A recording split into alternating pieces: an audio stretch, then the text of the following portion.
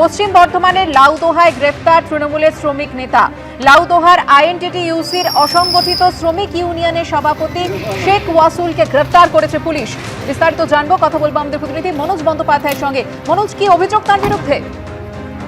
দেখো, যেটা পুলিশ সূত্রে বলা হচ্ছে যে শেখ ওয়াসুল ইনি দুর্গাপুরের পাণ্ডবেশ্বর বিধানসভার যে লাউদোহা ফরিদপুর ব্লক, এই লাউদোহা ফরিদপুর ব্লকের অসংগঠিত শ্রমিক সংগঠন তৃণমূলের যে আছে তার সেই ব্লকের দায়িত্বে ছিলেন এবং সেই তার বিরুদ্ধে পোস্ট পোল ভায়োলেন্স অর্থাৎ ভোট পরবর্তী হিংসার বিভিন্ন অভিযোগ ছিল এবং তাছাড়াও তার বিরুদ্ধে বিভিন্ন জায়গায় তোলাবাজির অভিযোগ ছিল, কলকারখানা বা অন্যান্য জায়গায় সমস্ত জায়গায় তোলাবাজির অভিযোগ ছিল। এই কারণেই তাকে গ্রেপ্তার করা হয়েছে এবং তাকে আজকে দুর্গাপুর মহকুমা আদালতে তোলা হয় এবং পুলিশ তাকে 10 দিনের পুলিশ রিমান্ড চেয়ে তাকে কোর্টে পাঠিয়েছে।